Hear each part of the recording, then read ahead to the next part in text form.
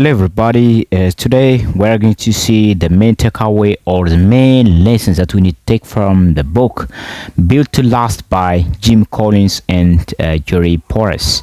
So, this book is the most important and business books that I have ever read within the last week. I got some interesting point that I must share about to my audience in my channel. So I want to share you right now. So the first takeaway that I want to share you is what visionary companies, right? What are the visionary companies? How they're different from others? We're gonna see it, right? The book identified just certain companies as a visionary due to what? Their exceptional long-term success and ability to endure over time. How? Right? The first maybe identify visionary traits. Right, by identifying a visionary traits, maybe study companies identified a visionary in the book and not their common traits. You may need to note their common traits, right? The other may be a benchmark practice, right? The benchmark practice, that means compare your company practice with those of visionary companies, right? And also you may need to identify the gap in the area of improvement, right? You may need to just compare your companies from the visionary companies, and you may have the chance to identify the gap, right? That you need to make it right fail, right? So the third point that help to visionary companies to adopt long-term thinking, right? You may need to adopt a long-term thinking. That means shift focus from just short-term gains to long-term success and sustainability, right? You may need to do all that. So for example, just visionary companies like Johnson and Johnson, IBM and 3M maybe discuss what makes them visionary and how other companies can emulate these traits, right? There are a lot of big companies that are visionary, like Microsoft and SpaceX. By just implementing that to your business, you may have the chance to identify the gap, and you may need to instill or emulate the strategies, right? The second takeaway that we need to take from this book is built to last is what? Clock building, not time telling, right? Clock building. That means what? Visionary companies focus on what? Building enduring institutions rather than just achieving short-term success, right? How they are doing this all stuff? The first may be building strong foundation. By building a strong foundation, develop systems, processes, and structures that support long-term growth and sustainability, right? By doing all this stuff, they build strong foundation. The other, they may need to invest in infrastructure. They are going to invest in infrastructure or assets, right? That means allocate resources to build a capability that will last, right? Such as maybe talent development, maybe technology infrastructure, all those stuff that are gonna help them to being able to do more and more.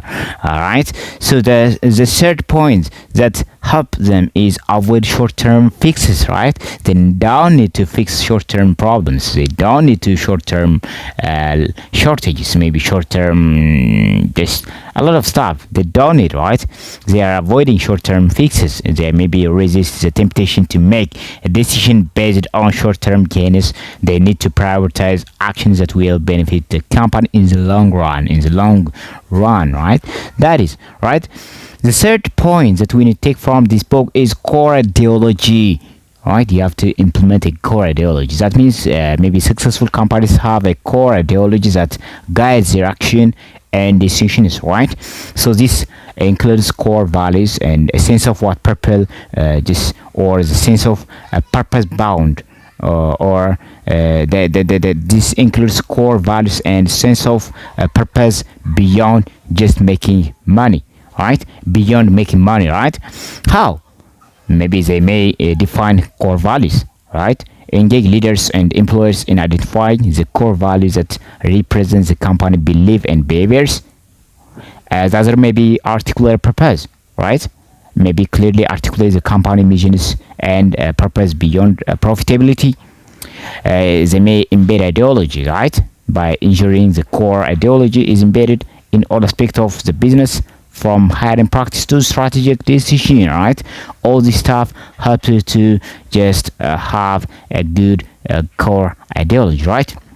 So maybe the fourth takeaway that we need to take is cult like cultures, right? Cult like cultures. That means visionary companies often just have a strong, unique culture that attract and retain employees who are what? Deeply committed to the company's mission, right? How they implement this, right? Maybe by creating unique culture, right? Developing a culture that reflects the company's core values and missions, use ritual, stories, and symbolic for to reinforce it, right? They may need to use all this stuff, right? They may need to hire for fixed fit, right? Hire for fit. That means maybe they prioritize hiring individuals who align with the company's culture and values, right? And also they may need to foster commitment, right?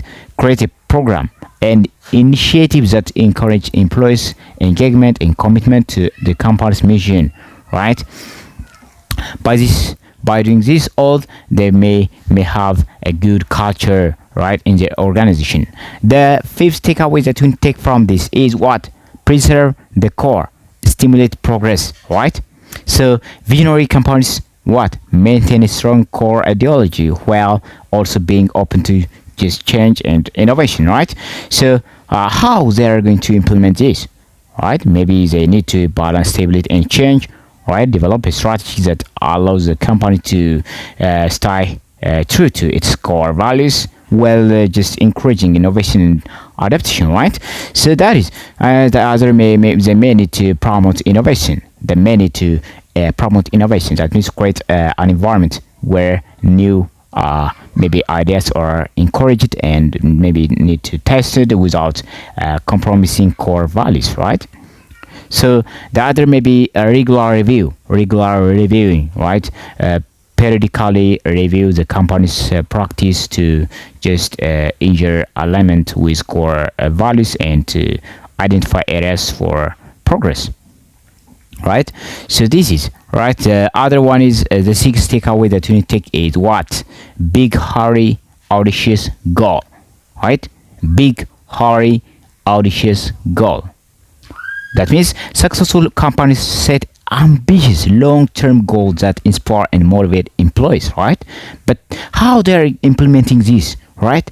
Maybe they need to define what? Just the big, hairy, audacious goals. They need to define it, right? Identify the boldest, maybe long-term goals that are clear, compelling, and challenging, right? To announcing the employees, right? They're gonna make it, right? And they need to communicate goals, right? All the time, right? Clearly communicating this big, audacious, hairy, audacious goals to all employees to ensure alignment and motivation, right? And also they may align action, right? Ensure that strategy plan and daily action align with just achieving a big, hairy, audacious goals, right? By doing all this stuff, they became a lot. They became just big, right? The seven takeaways that we need to take from this book is what? Try a lot of stuff and keep what works, right? You may need to try to a lot of stuff, but keep what works well. That means visionary companies experiment with new ideas and strategies, learning from both success and failures, right? So how they implement this strategy, how they do this, right? They may encourage experimentation, right? Encouraging experimentation, always trying new strategies, always trying new ideas, right? That means creating culture where experimentation and learning from failure are encouraged, right? And also you may need to pilot projects. That means test a lot of projects. That means test new ideas on a small scale before a full implementation is done, right? And you may need to monitor results and make a data-driven decisions, right? That is right. And also the other is learn and adopt, right? You may need to learn and adopt, right? Continuously learn from experimentation and adopt strategies based on what works, what works, right?